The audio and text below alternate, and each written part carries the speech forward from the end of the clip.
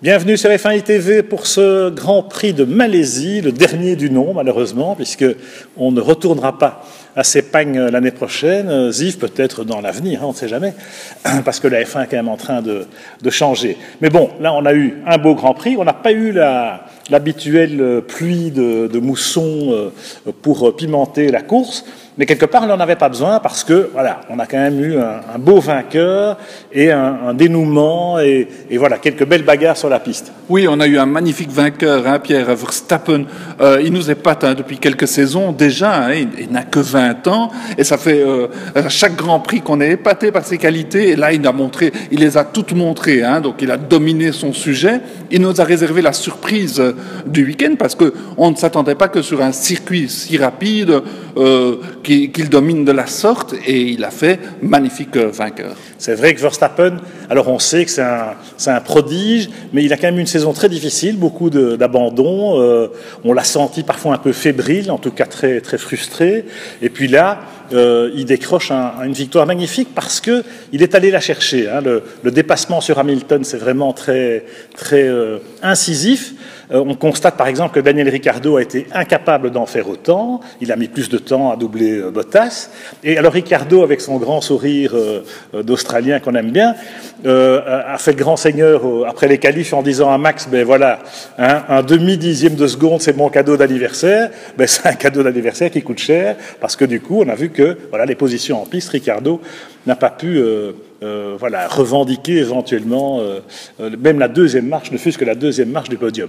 Donc Verstappen, très mûr et voilà, un sans faute impressionnant.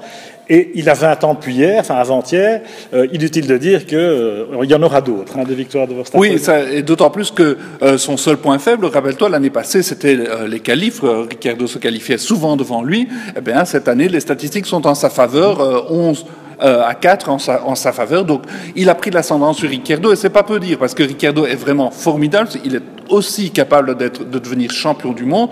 Donc, ces deux-là, chez Red Bull, ils ont une équipe du tonnerre. Alors, ils ont quand même eu un peu de chance aussi aujourd'hui, il faut le souligner, parce que si Mercedes était en difficulté, malgré la superbe pole position de Lewis Hamilton, hein, qui a quand même réussi un tour exceptionnel en qualif, parce que la flèche d'argent était loin du compte, mais en principe, aujourd'hui, ça devait être un doublé Ferrari, Ziv. Ce circuit était taillé pour la Ferrari, on l'a vu tout au long des essais libres, et puis voilà, en qualif, patatras pour Vettel, et en course, patatras pour Raikkonen. Oui, quelle énorme occasion de rater, hein, dans le chef de la Scuderia, parce que Kimi Raikkonen qui part en première ligne, normalement, on s'attendait à ce que Kimi puisse gagner enfin une course, et là, ce n'est pas arrivé depuis des années, et patatras, il ne peut pas prendre le départ. Vettel qui est relégué en 20e position et qui fait une remontée de toute beauté et qui reprend 30 secondes à Hamilton sur la course. Donc la Ferrari était la voiture à battre et on aurait pu avoir un doublé Ferrari et donc le championnat relancé.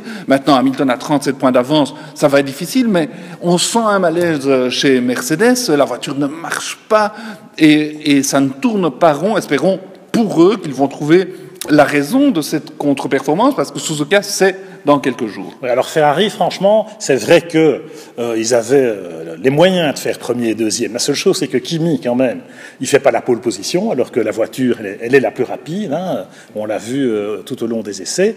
Et c'est Hamilton qui fait la pole. Donc moi, j'ai un doute. Hein, sur une potentielle victoire de Kimi.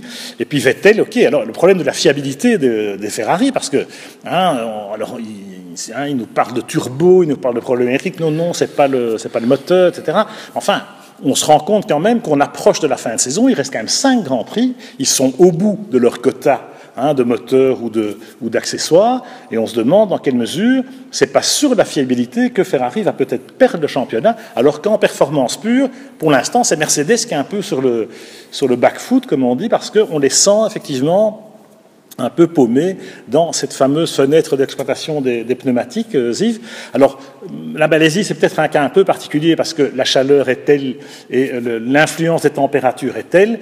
On va voir à Suzuka si la Mercedes retrouve de sa superbe ou si, effectivement, Hamilton va devoir se cracher dans les mains pour rester devant. Oui, et il le fait très bien, se cracher dans les mains, parce qu'il a arraché une pole position qui était tout à fait inespérée, parce que la voiture ne marchait pas, donc il a été la chercher sur ses qualités, elles sont énormes.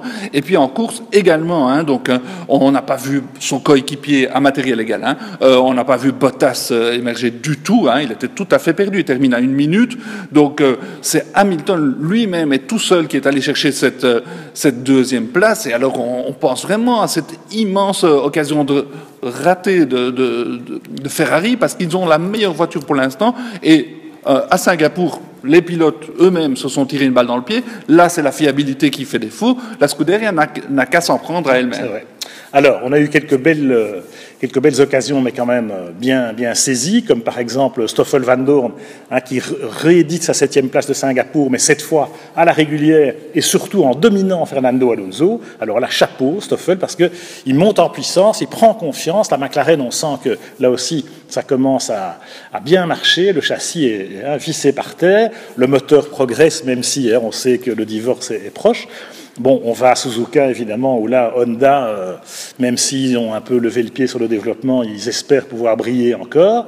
On est impatient d'y être, Suzuka, parce que ça va vraiment être une belle partie de manivelle. Oui, énorme. Je vais souligner encore une fois ce que tu dis, parce que Vandoorne a fait la meilleure performance de sa carrière, parce qu'il a devancé Alonso, c'est pas peu dire. La McLaren termine... la McLaren Honda, je vous rappelle, elle termine 7e devant les deux Force India avec un moteur Mercedes. Donc, Vandoorne a fait enfin la performance qu'on attendait de lui depuis le début de la saison, et ça, on s'en réjouit. Voilà. Alors, on termine rapidement par l'autre débutant, enfin le débutant francophone, français, en l'occurrence Pierre Gasly, chez Toro Rosso, parce que c'était quand même très sympa de le voir arriver en F1. Et bon, alors c'est vrai qu'il a eu un Grand Prix laborieux, parce qu'il découvrait un environnement quand même dans un contexte très éprouvant, ce fameux circuit de Sepang et cette chaleur moite. Il n'était pas très bien installé dans la voiture, il a eu ce problème de boisson, etc. Mais on a vu tout au long des essais et en qualif qu'il était au niveau de Carlos Sainz, ce qui n'est pas peu dire.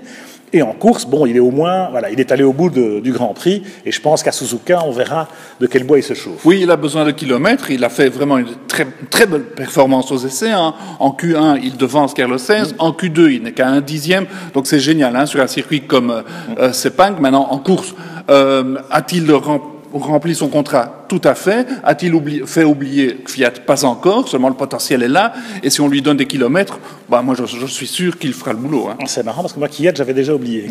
Kiat, qui ça? Kiat. Ah bon, d'accord. Bon, allez, on en parle à Suzuka dans 8 jours.